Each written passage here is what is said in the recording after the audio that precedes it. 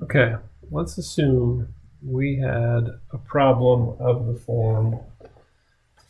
Let's say we had an integral of sine cubed 3x dx. Okay, so in this case, I don't have any exponentials involved. I just have trigonometric functions, but everything clearly is real. In other words, that integrand is a real thing. And what I see here is I have a situation where I have a product of sines and cosines. In this case, the product I have is sine times sine times sine. Okay, but it could be a sine times a cosine times a sine, for instance. All right, so whenever I have products of sines and cosines, that's usually the scenario where using these two identities over here come in handy, right? Where I say cosine of theta is somehow related to e to the j theta plus e to the minus j theta, and that sine of theta is somehow related to e to the j theta minus e to the minus j theta. Okay, so we're going to use those here to try to solve this. In this case in particular, I'm just going to start out and just take out the integrand sine cubed 3x, and I'm going to try to expand it. And I'm going to immediately go to my Euler identity, except what I'm going to do is I am going to rewrite this guy as sine cubed theta, noting that theta will be 3x. Okay, so I'm going to try to keep this in that format. All right, and let's keep going. So that means that I'm going to plug in for sine of theta 1 over 2j times e to the j theta minus e to the minus j theta, like so, and then cube that guy. Okay, so I basically plugged in this expression here. Okay, so now I'm going to distribute out that cube. So that's 1 over 8j cubed times e to the j theta minus e to the minus j theta cubed. So before I go any further, j cubed, if you go through that, you find j cubed equals minus 1, so I get minus 1 over 8j. Sorry, j cubed is minus j, right?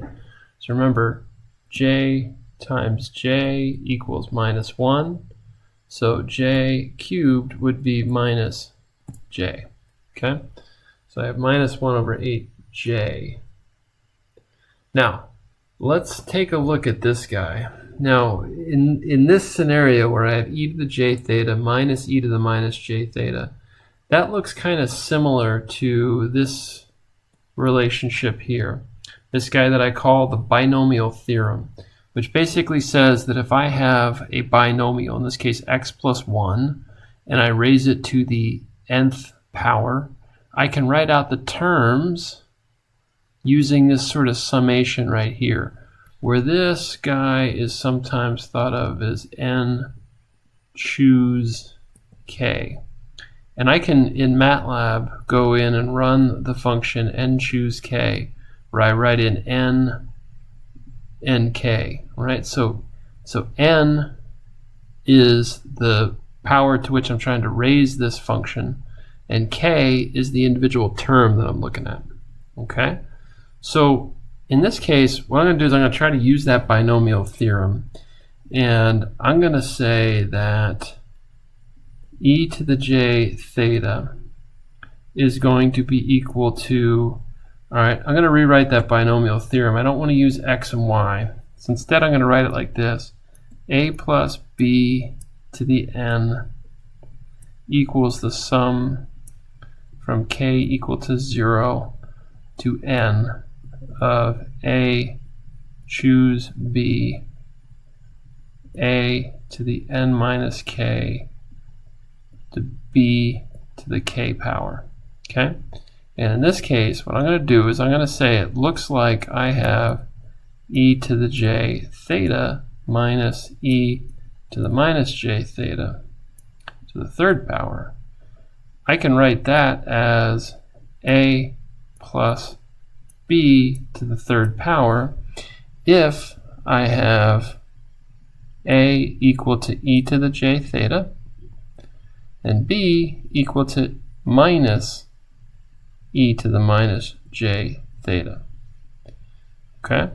That a plus b would be, if I wrote it all out, it would be, sorry, I wrote this as a choose b. This is n choose k. So let's write this out. For k equal to 0, I would get 3 choose 0 times a cubed plus 3 choose 1 times a to the n minus k, that's squared, times b to the k, plus 3 choose 2 a b squared plus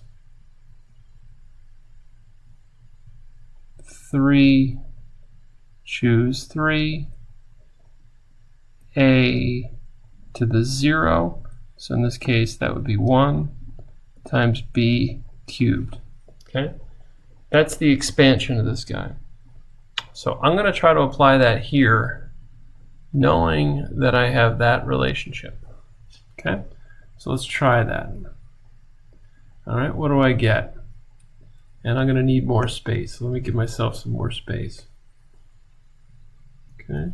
So I have minus 1 over 8j times, I'm going to write this as, now if you can go through into MATLAB and use this n choose k and calculate these guys. If you do that, 3 choose 0 will be 3.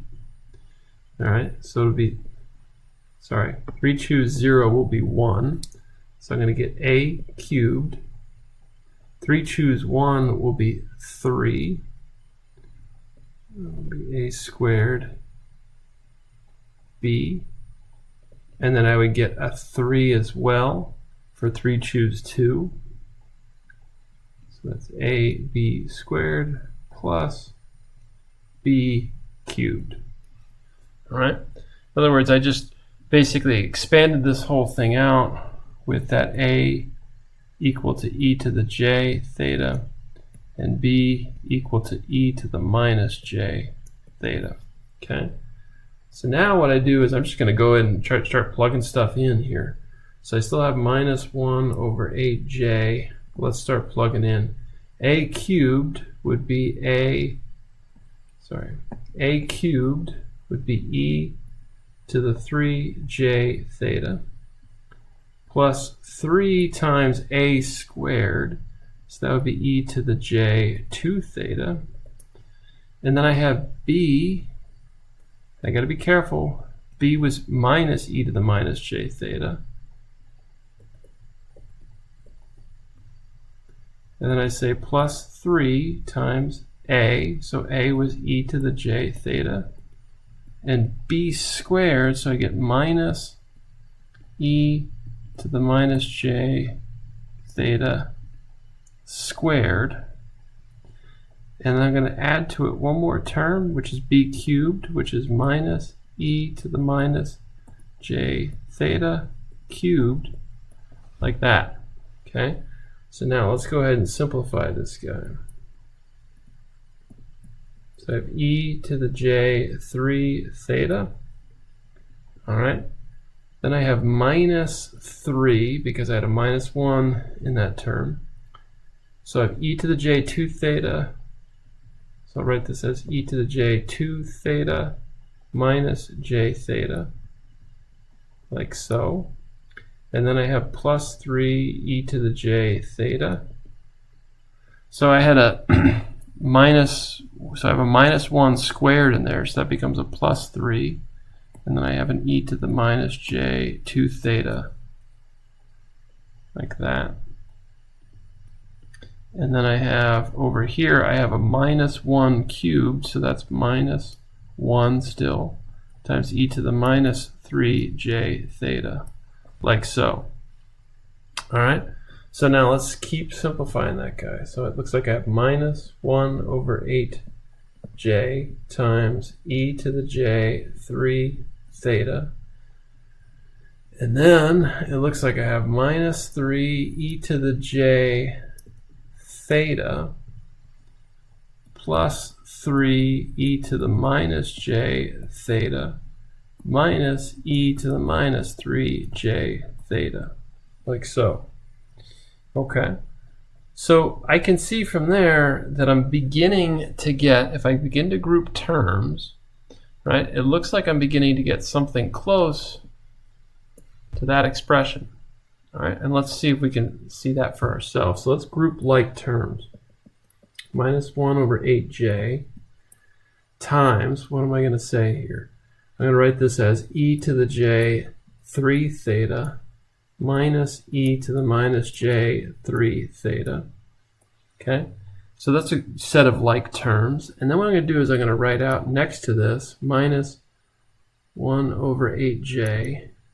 I'm going to write next to this guy minus 3 e to the j theta plus 3 e to the j minus theta.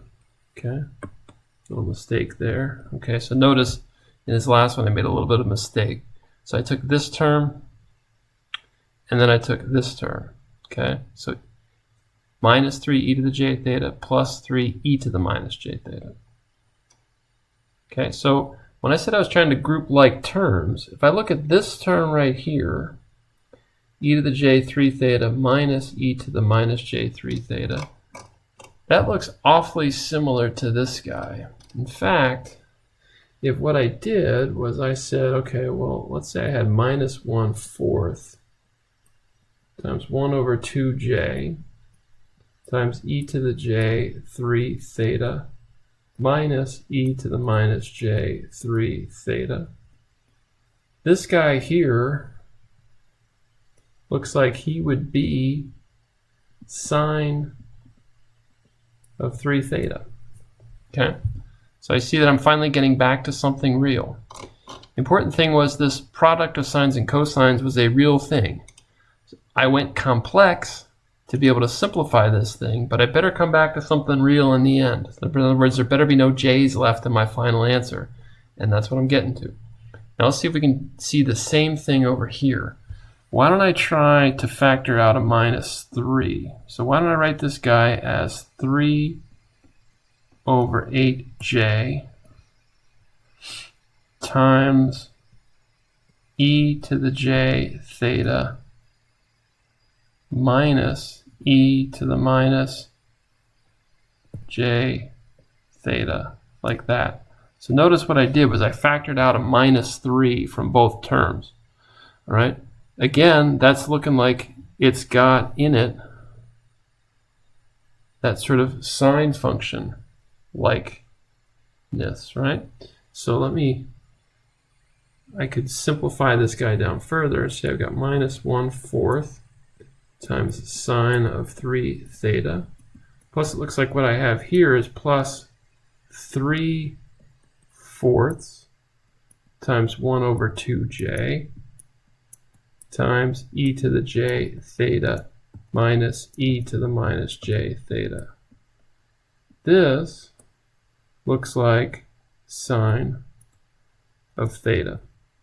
So this thing here becomes minus 1/4 sine of 3 theta plus 3/4 sine of theta. So now I've gotten back to something totally real. And I remember that all the way back at the beginning, I said that theta equals 3x. So I go back here and I write this now as minus 1/4 sine of 3 times 3x.